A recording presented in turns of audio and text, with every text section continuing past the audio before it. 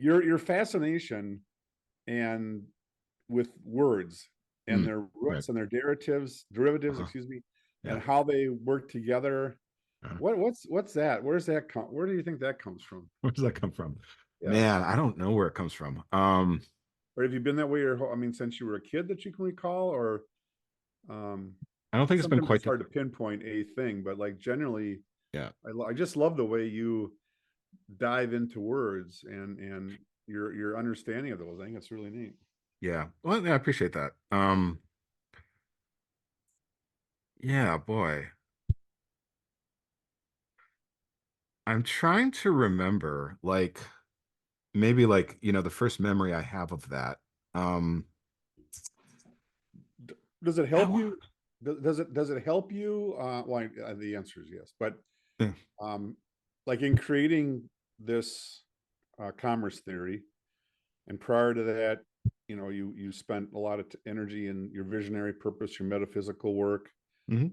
Um, I'm guessing that part of it is that it helps validate your theory and thought process by clearly understanding the derivation of the words, because you don't want Mhm. to, none of us, but I know that you particularly don't want to misuse, or because words, like the word leadership or culture means 50,000 different things to 50,000 different people. So you want to make sure you're clear in your mind with those words. So when you're explaining yourself and your theories and your concepts and your tools, it makes more sense to you. Yeah. Yeah, let's see. And I was actually like, as you said that, I was like, oh, leadership is a word I've never looked up the etymology of. I want to let's do a brief segue.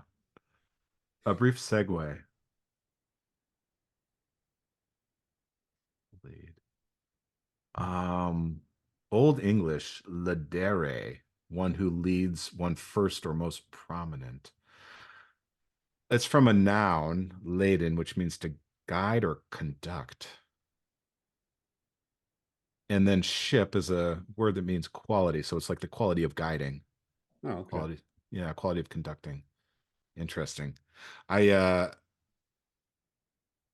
yeah, I found this I haven't forgotten your question, but um Just your interest in yeah. diving into words and their meanings, where that started. Yeah, right. Here, this is an etymology website. Like it gives these really dense etymologies. Wow. Yeah. Etymology. Etymology. Okay. Just in case anybody Etymology. else is interested in it.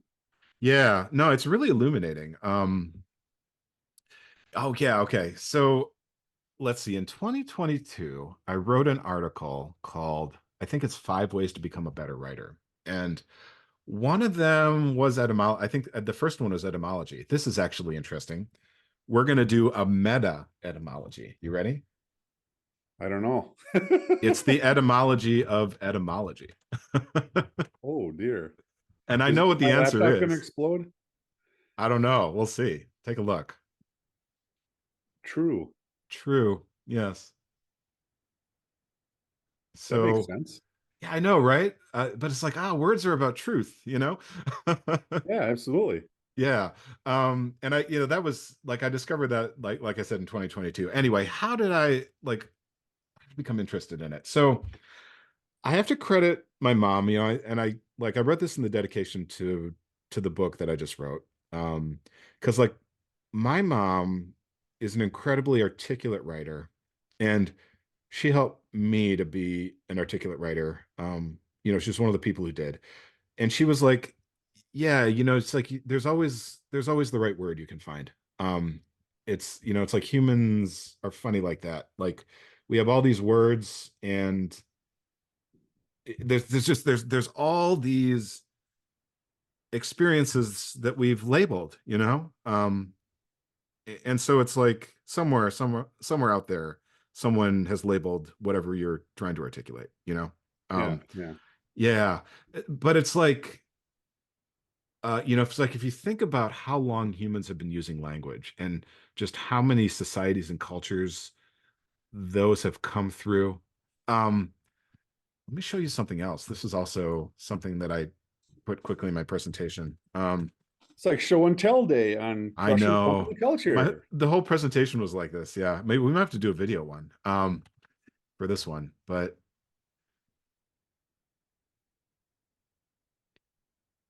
yeah, here, like this is wild. One of the ways that anthropologists do their work is through linguistics.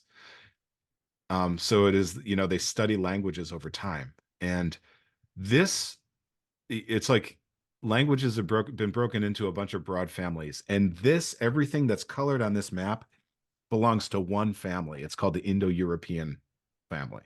Okay. Hmm. So every single language that's represented in one of those colors is part of the same original family. So that means that English is part of the same broad family as Sanskrit, which is just like, that's crazy to me. But it's like all these different cultures who have labeled experience, kind of through their own sensibilities. And you end up with something like English in 2023. It's just this hodgepodge of influences and, cultural sensibilities all kind of, stewing together in this one thing that we call the English language in 2023 in the United States. And it's like that stuff is like it shapes your thinking and you don't even know it. Like you don't even realize that when you look around the world and you kind of, segment everything into categories, you're doing so through this language or this lens of the English language in 2023. And here's all the stuff that went into that.